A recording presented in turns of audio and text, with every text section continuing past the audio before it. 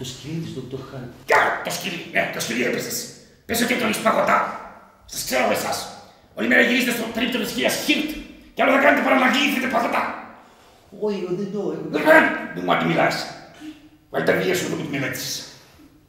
Αρχίζουμε με Διαμπέλη. Σονατίνα σε σολ μίζωνα. Αν κάνεις και ένα λάθος σε λιμονό σου.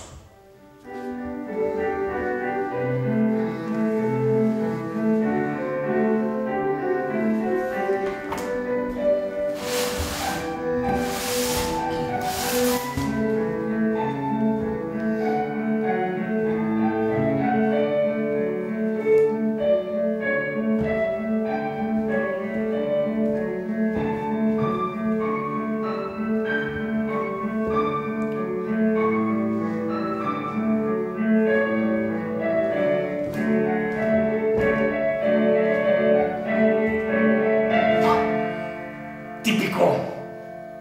Ο κύριος στην πρώτη δυσκολία έρχεται στα φάλτσα. Φαδίες παιδάκι, δεν βλέπεις, δεν έχεις μάτια στο κεφάλι σου. Ξαναρχίζει. Είναι ήδη. Ας τους άλλους να πνίγονται στην κακία τους. Να βράζουν στο ζουμί τους. Να πετάνε τις μίξες τους όπου θέλουν. Εγώ δεν θα παίξω άλλο. Θα αποχαιρετήσω οριστικά αυτόν τον κόσμο. Μάλιστα. Θα αυτοκτονήσω. Και μάλιστα τώρα αμέσως.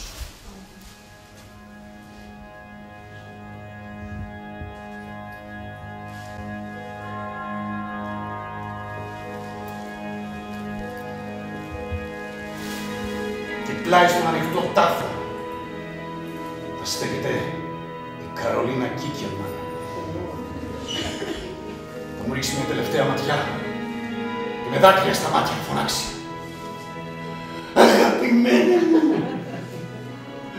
μοναδικέ μου, γιατί να μην έρθω μαζί σου εκείνη τη Δευτέρα.